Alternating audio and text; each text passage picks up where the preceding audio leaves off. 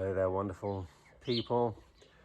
I'm not mic'd up and I'm outside today for this wonderful full moon that we're experiencing. So you might be picking up a little bit of sounds of definitely the birds, maybe a few dogs and whatever else around us. So happy full moon, everyone. I'm going to show you this 4-card reading and run through it and see if we can make some understanding, some clarity about this reading and what it might mean for the collective and maybe you as an individual as well. So it's all based around this wonderful hermit that's been coming up a little bit for me recently, this reversed hermit, where there is this always going to be this relationship about and maybe a little bit of conflict around sharing our light, around holding this torch of wisdom, this torch of experience, this torch of knowledge, of understanding our own path and having seen our own path and respected it enough to think, wow, that's something that's worth sharing, but then being willing to share it, being willing to hold that light up and hold that lamp up for others to see, so that others can benefit from the experience that we've had. It doesn't matter how old we are, it doesn't matter how young we are. There has always been a little bit of a journey to bring us where we are right here in our lives, and that journey, no matter what it's been, has been your individual, your unique journey, one that you've done on your own, yes, hand in hand with other people, but fundamentally on your own. And there's a loner aspect to this hermit, and I feel a little bit of resistance working alone, and I love working with people, but all of my path has been my path more than anybody else's. Nobody else has walked my footsteps exactly. And so there has to be a little bit of respect to the loneliness of our own path, instead of reacting and feeling like, oh yes, we might be alone on our journey, and that's something that we need to judge as being wrong, but it's not. We're all here to manifest very unique stories, and those stories are going to be very specific to us, our individual self, and who we are in this world. And there's something about the individuality that this hermit really wants to share, and that sharing or that lighting up of the path is something that we naturally have a little bit of resistance to, because we don't always look at the past. We don't always look at our journey. And even when we look at our journey in the past, we probably won't see it as something valuable. We see all the mistakes that we've made. We see all the muck-ups that we've made. And we don't always value the richness of what we've experienced and what that can bring us in our lives right here and now.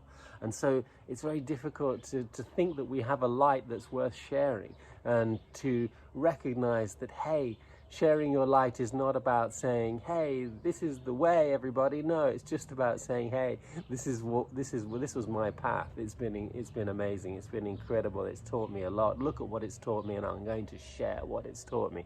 And so there's a bit of resistance. There's a resistance to share. And also another thing came up speaking to my community, because somebody said, yes, but the hermit also lights his path in the future. And I realized I didn't even think of that. But yeah, of course, the hermit will be lighting the past of his path for others, but also the next few steps of his journey for himself. And in order to do that, yeah, he's got to come out of his cave and go, well, where am I going next? And having a look at where those 2 steps are, because the light that he's found will light up those 2 steps. Let's have a look at the other cards, because there's 3 other cards that popped up as well for this full moon last night when I did the reading. And they're these 3. Look at this: the King of Swords, the Page of Swords reverse, and this wonderful High Priestess. And these 3 cards are sitting here underneath the hermit. And it's interesting that the one that was, when I drew it, the one that was directly underneath the hermit was this reverse page.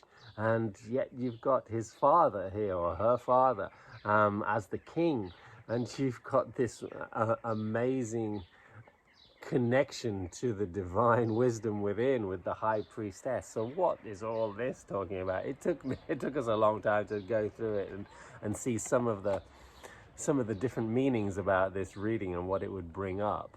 But the page reverse, I think, is one that I would like to touch on first, because it's that part of us, that child inside of us, that is not necessarily as open and as pure-minded to receive new beliefs and new ideas, and that there might be a resistance, there might be a fear, there might be, maybe even expectations to as to what the future should look like, instead of just being open about what it can look like.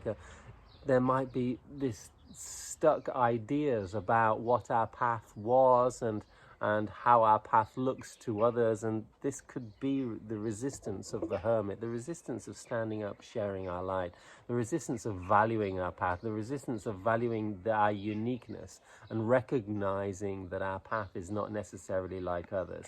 There's another thing about this card coming up reversed as well, that sometimes we might not also be able to be guided by somebody else's path, because this hermit is not just our own self, but it's going to manifest in the world in the way that other people's paths can help us light our own path up as well. And this is when we find guidance from other people, from teachers that we might bump into, and there might be a resistance to the teachers that may have not necessarily always have led us down the right path. And part of that is because the teachers are only going to be an inspiration. They're only going to say, hey, this can light your passion. This can maybe excite you a little bit to walk your journey, but it's going to be your journey. It's not going to be theirs. So you don't have to copy them so much as you have to find out what's really unique with yourself. And this is where this page comes in, because there's a part of this page that is so open. There's been copying a lot of people for a lot of time, a lot of ideas, and yet this is the page inside of us that is super open to the new beliefs that nobody else can actually share with us, because they're coming direct from source, direct from God, direct from the divine. And that's where the high priestess is like the queen. She is connected to the divine through the subconscious understandings of the laws and the subconscious connection to her intuition. And so there's an intuition story that's really calling in for here. And it's interesting, this king comes out as if he is the one that's supposed to rule the mind and prepare the mind and be very understanding and clear about what the path is. The path to what? The path to becoming open again, the path to becoming open-minded again, the path to become open to receive new ideas and new beliefs about how to walk our path in a way which might be similar to other people, to people that might inspire us, but is going to at the same time be unique to us. And that's a tricky one, because we see the world on the outside and we get inspired by people and we think, well, we've got to do the same as them. But in reality, we just need to take that light that they're shining, grab it a little bit and use what works for us without having to necessarily copy them verbatim, because this page maybe has copied other people verbatim and it doesn't really work. And the beauty of this page is the fact that that's that part of us that's so open that we can channel intuitive ideas and intuitive beliefs, thanks to all the dogs around here barking like crazy. And we can channel that guidance, which the high priestess is, yes, I am sitting on this throne in between this duality and able to channel the guidance completely, able to channel the guidance from above. And this king actually has the experience to know how to rule the mind, shut it up when it starts to doubt, shut it up when it starts to be afraid, and not complicate the matter, but become really clear and really focused upon what is really important for us. And this is, it's about finding our ability to come out of that lonely space that the hermit might feel he's in and really share his path, not so much as an idealistic way of saying this is the most important thing, just by offering this beautiful gift of our experience of life and not being afraid to shed a light on that experience, however dark it's been, and to recognize the beauty of the trials and the tribulations that we've been through and the hardships that our journey may have held for us and may have challenged us with in our lives, and recognize that, hey, you've come through that. There's been some wisdom received in that moment, and that wisdom is something that this world so desperately needs. It's a wisdom that opens us up to understand even deeper the secrets and the laws of life, the laws of attraction, and the laws of how perfect this world is, with every single manifestation being a very precise and a very perfect manifestation of who we are, reflecting to us continuously, reflecting our inner nature in the outer world, recognizing that it is one world that we're experiencing, and to not be afraid to come out and to share with the world, and but also be very clear about what your next steps are. The king is sitting there with this wonderful clear vision and this ability to express himself so amazingly clearly that it represents that part of us that is not afraid to share, also to share our minds and to share our beliefs and our ideas, not in an evangelical way, but in a very simple, humble way that can be exciting.